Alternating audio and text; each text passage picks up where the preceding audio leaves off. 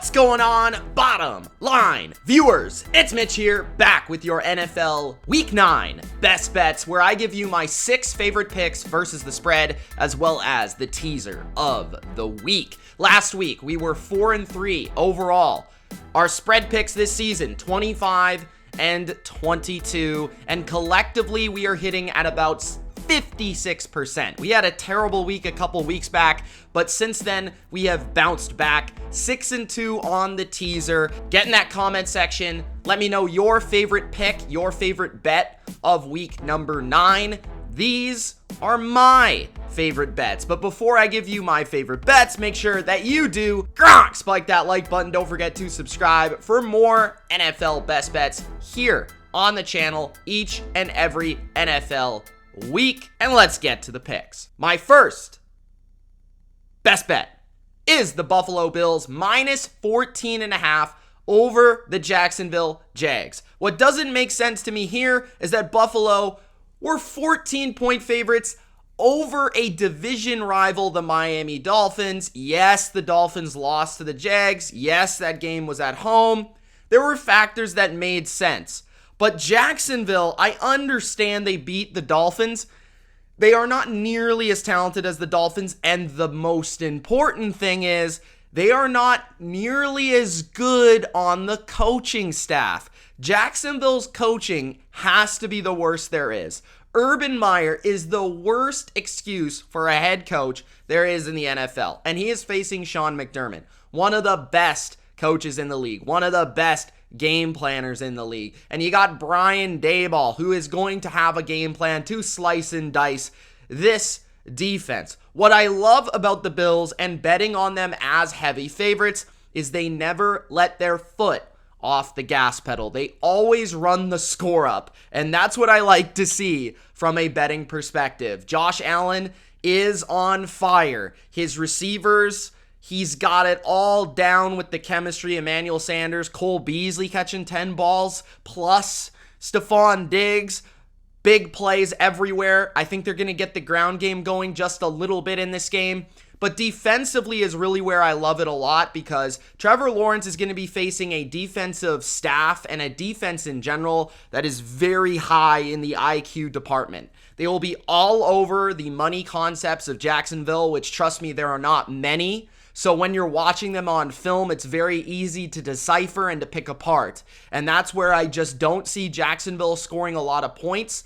And versus a Buffalo team, in order to cover even a 14.5 point spread, you have to score points because you know they're going to put up 30 to 40 on Jacksonville's defense. So give me Buffalo on the road to cover the big spread as big favorites. My second best bet. This is where I was going to put the Green Bay Packers, but unfortunately Aaron Rodgers ruined that. So I replaced this pick with the Las Vegas Raiders minus 2.5. This was a game where I looked at the spread early in the week and I said, I really like this for the Raiders. They're coming off of a bye. The Giants are kind of beat up offensively. The Giants look like a disaster on Monday night, and I think the score was closer than really it should have been. The Giants played terrible on offense, and they still somehow only managed to lose by 3 to Kansas City. I think the books overvalue Kansas City, and I feel like the Giants, because of that, were going to be overvalued in this game. I still think that's the case. I think the Raiders are undervalued as well. The Raiders the last couple weeks versus the Broncos, versus the Eagles, have been severely underrated. Now they're in a spot coming off the bye. Yes, there's a Henry Ruggs distraction that I'm not a huge fan of in terms of betting on a team coming off of that, but they dealt well with the John Gruden distraction and actually came closer together as a team. And it's all because of the way Derek Carr is playing. Derek Carr only has to cover a 3-point spread versus a team that has won 2 games this year, that is probably not going to have Saquon for another week, that is missing probably Sterling Shepard, probably Kenny Golladay, and really all they have to work with is Kadarius Toney of any sort of weaponry here. And that is not a good, favorable matchup versus a defense that is not exactly very creative in Las Vegas, but they are fundamentally sound. They don't give up a lot of big plays, and they rush the passer. And the Giants can't block. You even saw it. They struggled to contain Frank Clark, who's been dreadful for the last 2 seasons on Kansas City. I think Crosby off a bye, Yannick Ngakoue off a bye. I don't care if it's on the road and you're traveling to the east. They're going to be jetting up the field to the quarterback. So I love that matchup versus a terrible tackle duo in New York. And then on the other side, the flip side, the Raiders are just too diverse of an offense. They can pick up all the different blitzes the Giants send. Hunter Renfrow, Darren Waller are going to pick apart underneath. And those are matchups that are difficult for the Giants to handle because they're not perimeter receivers, right? They have James Bradbury. They've got some good corners, but they don't play inside. That's where the Raiders can really take advantage, as well as through the ground game.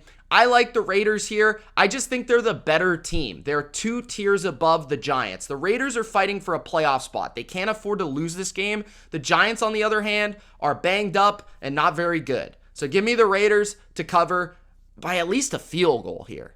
My third best bet is the Los Angeles Chargers in a bounce back spot over the Philadelphia Eagles -1.5. Now, this one seems tricky because, in my personal opinion, the Eagles are about the 23rd, 24th best team, and the Chargers are about the 10th, 11th best team in football. So this is a big discrepancy, but I don't understand why it's only 1.5 points. I get it. It's on the road, but the Chargers have not been very good at home. So I don't know how that really changes things. The Chargers actually are probably better on the road. Justin Herbert needs a bounce back spot here, and I think he gets it. Here's the thing about the Ravens and the Patriots. These are the last 2 teams the Chargers have lost to. They're both uniquely built to stop the Chargers. They have complex schemes. They play a lot of different hybrid coverages. They send a lot of different blitzers and show a lot of different looks at the Chargers and Justin Herbert. That is simply not what the Eagles do. They don't do that. They don't even come close to doing that. They're a very vanilla defense. They rush 4 every play. They never blitz. And I think, yes, you can beat the blitz if you're Justin Herbert. He's been very good at that throughout his career. So that's not necessarily the way to beat him, but it's looking like you're bringing pressure without actually bringing it. That's what New England has been so effective at in disrupting Justin Herbert. Maneuvering their safeties, showing cover 1 and playing cover 2. These are things that the Eagles don't do. They don't have the secondary to do that. They don't have the scheme to do that. They don't have Bill Belichick, all right? They don't have Don Martindale. They don't have that. So I think Justin Herbert's in a big bounce back way. Plus, if you go light box, if you're the Eagles, they've shown that they can't stop the run if you do that. So Eckler's going to run the ball, and then Mike Williams or Keenan Allen's going to have a mismatch. Either way, whichever side Darius Slay doesn't cover. So I like the Chargers to score some points. On the flip side, I didn't even mention Jared Cook, who's going to have a big advantage. He's not going to have to face the guys he faced in New England. I really feel like Philadelphia is overrated. Yes, they can run the ball. Maybe they control some of the clock here versus a team that can't really stop the run in the Chargers. I perfectly understand that matchup. But whenever they get into third downs, Jalen Hurts is not going to make these throws. He's not going to make the key completions. And the Chargers across the board have advantages in the secondary versus the Eagles' passing weapons. Derwin James on Dallas Goedert, whichever corner they like to put on the Eagles. Now, the Chargers have had some injuries in the secondary, which could be a little bit concerning, but I still like Brandon Staley's scheme to confuse a younger quarterback and make it difficult on him. It made it difficult on Mac Jones, and Mac Jones, I think, is a lot more cerebral and intelligent as a player than Jalen Hurts is.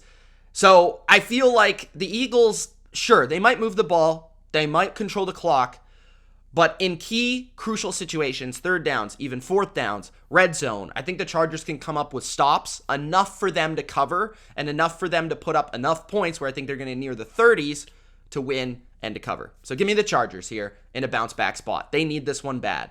My fourth best bet of Week 9 is the Cincinnati Bengals over the Cleveland Browns. The Battle of Ohio, I think, favors the Cincinnati Bengals. Why? Because I don't trust the Cleveland Browns. It's as simple as that. They have the whole Odell Beckham Jr. drama going on right now. That is a distraction, whether you believe it or not. Baker Mayfield has been playing horrendous. He is not even a top 20 quarterback at the moment.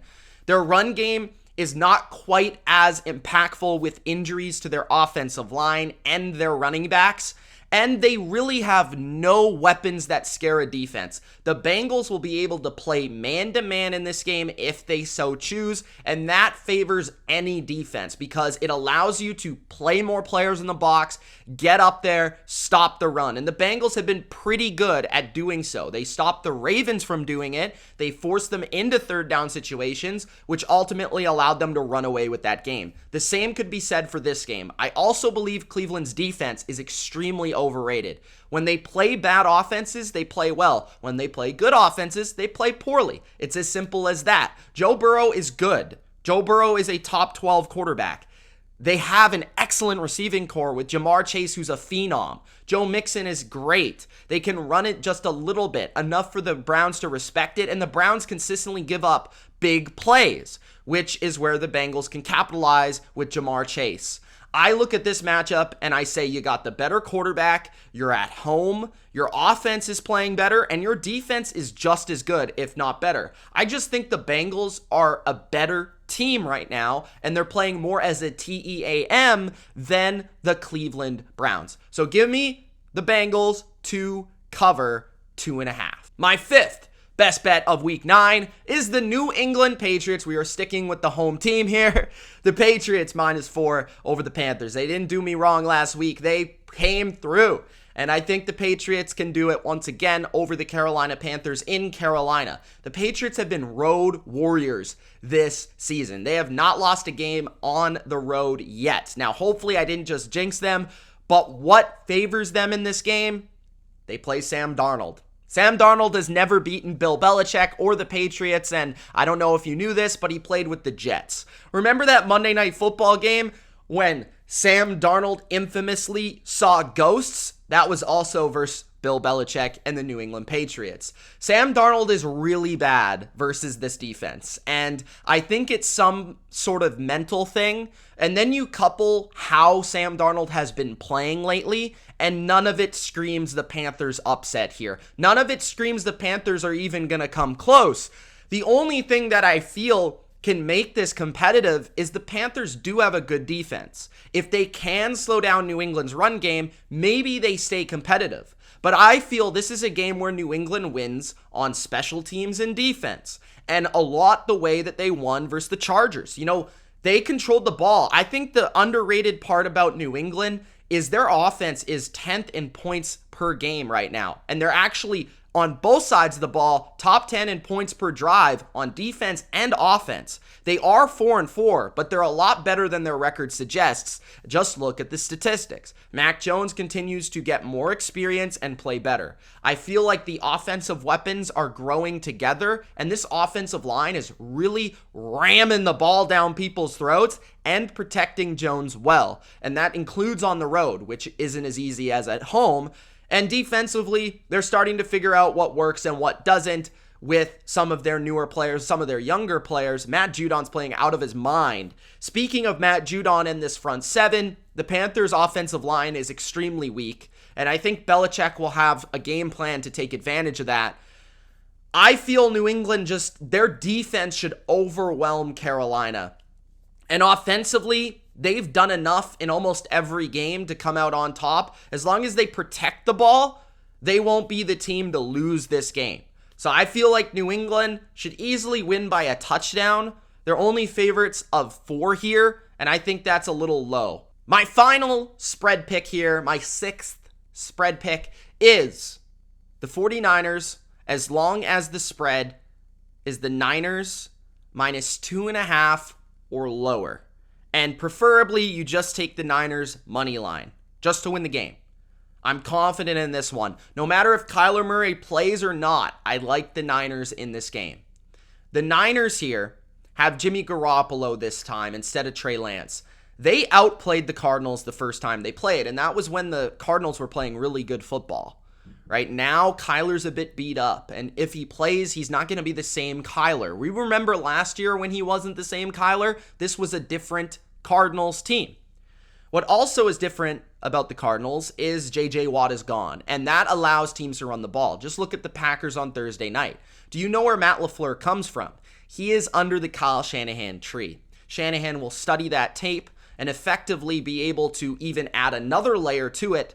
I think the Niners will run the ball and run it effectively in this game. Eli Mitchell is playing really well right now, and the offensive line is playing really well as long as they have Trent Williams. George Kittle is close to coming back. I'm not 100% sure if he'll be back, but somebody that's been more involved is Brandon Ayuk, who could see even more involvement here. Deebo Samuel's been borderline unstoppable. I just think the Cardinals without J.J. Watt are too small defensively to stop the run. That might leave their corners susceptible to plays from Deebo and Brandon Ayuk, and Jimmy's starting to gain a little bit of confidence with health and had a big game, a really good game versus the Bears. He was even running the ball. Jimmy Vick. I feel like the 49ers here are starting to peak. They're starting to become that team I thought they would be before the season. On the flip side, the Niners have always done a great job versus Cliff Kingsbury's offense and versus Kyler Murray. They only allowed 17 points last time they played. That was with Trey Lance kind of making some mistakes. That was with the Niners going, I think, 1 for 5 on 4th down, including one at the 1-yard line. They could have easily won that game with Trey Lance. Now imagine with Jimmy Garoppolo. I just feel like it could not even be Kyler Murray. And if that's the case, I love the Niners even more. But I just think the Cardinals are starting to decline, and I think the Niners are starting to incline. So I'll take San Francisco to win the game and to cover anything less than a field goal. If it's like 3.5, 4, I might lay off of it. If it's 2.5, 2, give me the Niners as my final spread pick. The teaser of the week was again going to include the Green Bay Packers, but so much for that. So I have shifted it. The Baltimore Ravens, tease them down to just win the game. They are currently -6 over the Vikings. That would be a pick'em for the Ravens at home off a bye to beat the Vikings. Couple that with Monday Night Football at home, the Pittsburgh Steelers defense versus a rookie quarterback in Justin Fields who likes to hold on to the football with a great pass rush. That spells trouble. So give me the AFC North rivalry, the Ravens and the Steelers, as the teaser of the week to both just win their games. There's not a lot of great teasable lines, but I like these two if you are going to look at a teaser in week 9. It's Mitch. Thanks for watching. We will see you on the next one, and good luck. Peace.